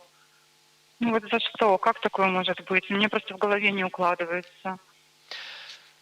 Ад моманту гібелі Александра прайшло ўжо больш за 3 месяцы, але тут, напэўна, спатрэбяцца гады, каб боль у нейкім сэнсе мог сціхнуць, калі ўвогуле гэта магчыма. Як можна ў гэтай сітуацыі дапамагчы маці, якая цяпер перажывае гібель сына, адзінага сына Рамана Бандарэнкі?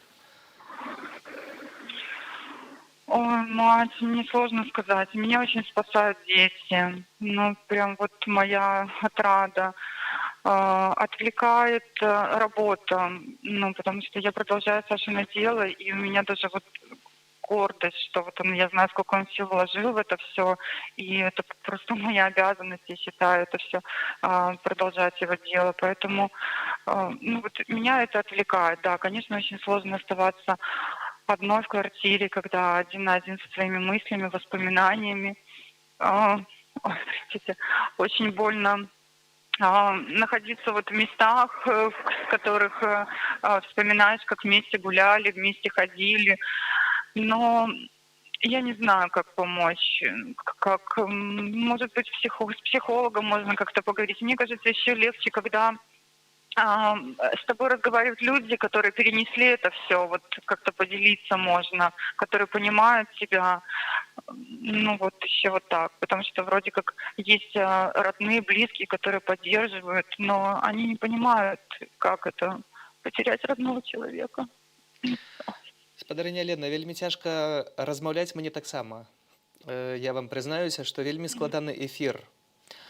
І ў гэтай сітуацыі, калі вось вы бачыце і адчуваеце, перажываеце гэты боль, ці ўсё ж такі ісці да маці, ці прапаноўваць дапамогу, як гэта выглядае? Ці часам трэба ўсё ж такі даць магчымасць памаўчаць і пабыць самому, асабліва цяпер? Ці ні ў якім выпадку нельга пакідаць самога? І салідарнасць вельмі патрэбная. Знаете, лучше, мне кажется, все-таки не оставлять одну на одну. Все-таки, ну, если она уже скажет, откажется, то тогда, ну, понятно. Но все-таки слова поддержки очень важны. Спадарыня Лена, а ці вось у вашым выпадку вы адчуваеце гэтую салідарнасць? Бо я чытаў таксама ў сацыяльных сетках, што вы не прызнаецеся ў гэтым, але патрабуеце і дапамогі ў тым ліку, бо маеце дзіцяці. І як у гэтай сітуацыі выглядае? Ці ёсць гэтая салідарнасць, ці ёсць гэтая дапамога? Да, солидарность грандиозная. Я вижу, слышу, чувствую поддержку людей. Очень много пишут, звонят. Ну, это поддерживает дух, так сказать. Очень поддерживает. Калі б вось у вас цяпер ёсць магчымасць звярнуцца да беларусаў, якія нас глядзяць, што б вы сказалі? Я бы сказала, что белорусы действительно невероятные, что очень сплотились, что люди очень отзывчивые, что ну, вот, помогают друг другу. И это очень важно в такой тяжелый час. И это нас уже не изменит. Нельга змяніць і нельга спыніць. Хотела бы сказать, да, спасибо всем за отзывчивость, за добрые слова, за помощь. Спасибо. Трымайцеся, калі ласка, бо гэта боль, які мы перажываем усе, але вы найбольш. Алена Герман, удава па Александру Тарайковскім. З намі спадарства на сувязі, а наш адмысловы эфір мы, безумоўна, прысвячаем цалкам сёння Роману Бондаренку, які адышоў напярэдадні, якога забілі. І трэба казаць, што збівалі ў Раусе так моцна, што 31-гадовы Роман Бондаренко быў дастаўлены ў шпіталь у коме, і дапамагчы яму медыкі ўжо не мелі магчымасці, хаця і вельмі спрабавалі гэта зрабіць. Давайце яшчэ раз узгадаем, як вось гэтая храналогія падзеяў развівалася у матэрыяле Ігора Станкевіча. Снимайте! На плошчы перамены ў Менску невядомыя ў балаклавах збіваюць Романа Бондаренку. Ён выказаўся супраць зразання бела-чырвона-белых стужак. Узник конфликт. Вчера приехали в очередной раз так называемые ябатьки. Их уже было больше. Под прикрытием 4 автобусов тихарей. Автобусы тут где кто затихарились, вот, спровоцировали конфликт. Полезли в драку молодому человеку, кроме, который здесь был какое-то время на площадке. Вот, но начали волтузить, я так понял, мешались уже тихари. С двух сторон вот отсюда вот побежали люди в гражданской одежде и начали 2 пацанов просто укладывать на плечи. Один человек убежал, второй человек, который Роман, вот здесь вот его уложили, взяли 3 человек за руки-ноги и унесли вот туда вот в бус. У пачатку першай гадзіны непрытомнага мужчыну прывезлі з управлення ўнутраных спраў цэнтральнага раёну ў шпіталь хуткай дапамогі. У карцы агляду зазначана: цяжкая закрытая чэрапна-мазгавая траўма, вострая субдуральная гематома на галаве, кровазліццё ў мозг, траўмы мягкіх тканак. Стан цяжкі. У аперацыйную Роман трапіў у коме. Мы информацию сообщаем тут только близким родственникам. Мать в палате находится. Жена должна приехать вроде по имеющейся у меня информации. Сейчас будет большой консилиум. Матери будет доложена ситуация. Связывайтесь с ней, получайте информацию о состоянии у матери. или у близких родственников. Мы не можем сообщать посторонним медицинскую информацию. Прэс-служба МУЗ Беларусі ў тэлеграм-канале сцвярджае, што гэта быў дваравы канфлікт і канфронтацыя поглядаў. Маўляў, адныя вывешваюць, малююць і наклейваюць несанкцыянаваную сімволіку, а іншыя ж неабыякавыя грамадзяне спрабуюць аднавіць парадак і не дапускаць парушэнняў правілаў добраўпарадкавання. А з наступствамі гэтых канфліктаў разбіраецца МУЗ. Аднак суседзі не сумняюцца. Роман Бондаренко пацярпеў менавіта ад сілавікоў. Я уже тут такого навиделась, ну вот честно. Степана хватали, несли вот так же вот на руках. Только люди, правда, были в форме. Да. Ребят, мусор выносили, их занесли, завезли в РОВД, правда, отпустили. Сколько можно? Отсюда его, насколько я знаю, уводили еще, он был в сознании, на своих двоих. То есть все, что с ним произошло, все диагнозы, это все последствия, не знаю, либо ВУЗ, либо РОВД. Праваабаронцы сумняюцца, што міліцыя распачне крымінальную справу і знойдзе злачынцаў. Крымінальная справа, можа быць, і будзе ўзбуджана, хаця я сумняюся таксама, што на этапе праверкі это все скончыцца. Але яна, хутчэй за ўсё, будзе прыпыненая за неустанаўленнем асобы. Я паўтаруся, што я думаю, што не будзе знойдзены тыя, хто гэта зрабіў. Роману Бондаренку быў 31 год. Ён закончыў акадэмію мастацтваў, служыў ва ўнутраных войсках. Апошнім часам працаваў дырэктарам адной з сеткавых крамаў. Апошняе, што ён паспеў напісаць у дваровым чаце, я выходжу. Ігор Станкевич, Белсат. Я выходжу, гэтыя словы, якія становяцца лозунгам для многіх беларусаў, як унутры краіны, так і за яе межамі, бо менавіта гэтыя словы сталіся пэўным сімвалам. Не маўчаць, не баяцца і выходзіць, як гэта зрабіў Роман Бондаренко, за што заплаціў сваім жыццём. Яму быў 31 год. А чаму выходзяць беларусы? З гэтым пытаннем сёння мы накіраваліся на плошчу Свабоды і вось што пачулі ў адказ.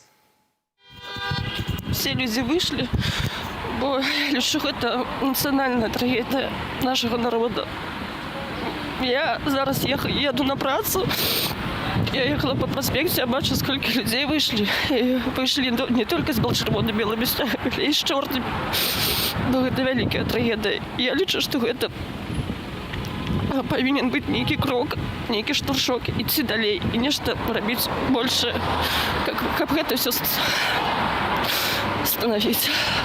Вышли, чтобы показать свою солидарность, показать всем, что мы не забудем и не простим.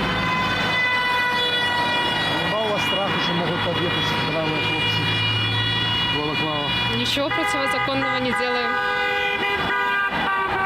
Почтить память — это не противозаконно. Вчера была новость о том, что погиб Роман Бондаренко. Насилие продолжается. Мы не хотим, чтобы оно продолжалось. Не страшно выходить, что коли могут подъехать бравые хлопцы? Страшно. Великий смуток, великий боль. Бесконцы и остается Никольин уже.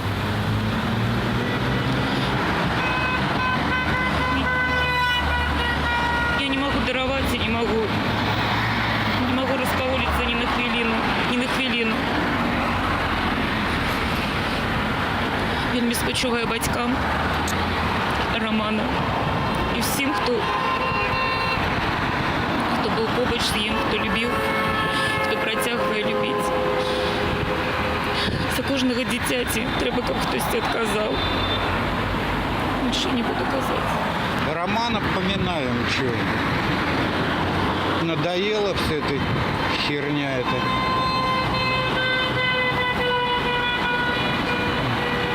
Немного, наверное, осталось людей уродливых, но хватает, чтобы убивать. Разберемся с ними как-нибудь. В моих очах все видать. Не могу говорить. Пробачьте, не могу говорить.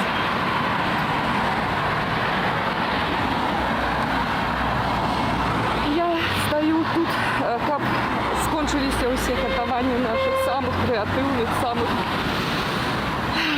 красивых детей. Не хочу, каб гэтыя нелюди били их, сбивали. Мы скорбим. Молодой, красивый человек. Кстати, бывший спецназовец. Не ходил никогда на акции. Он просто делал свое дело. Он художник бывший. Не бывший, а художник. Учил детей рисовать.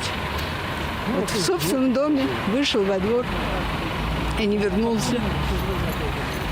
Посмел ответить зверью. Они за это его убили. А мы солидарны со всеми, кто против насилия. И будем стоять до конца. Слёзы, кветкі, знічы і непамерны боль. Роман Бондаренко і ягоныя апошнія словы. Я выходжу. Гэта тое, што ён паспеў напісаць у чат, выйшаў і больш не вернецца дадому. Яму быў 31 год. 2 гадзіны спадарства ўжо цягнецца. Хвіліна маўчання ў розных кутках Беларусі. Мы пакуль што ставім кропку ў гэтым эфіры, але абавязкова будзем сачыць за падзеямі і вернемся ўжо ў вечаровым эфіры. А 19:30 рускамоўная праграма «Вот так», а 20 гадзіне студыя «Белсат», а 21 гадзіне «Аб'ектыў». Абавязкова сачыце за сеткай. Калі штосьці будзе адбывацца, то магчымыя ў праграме змены. Мы абавязкова будзем там, дзе адбываюцца падзеі. Ну а сёння мы ўсе разам у болі. Гэтыя 2 гадзіны для вас працаваў я, Сергей Падсасонны, бо усе мы разам і усе мы можам сказаць: я выходжу.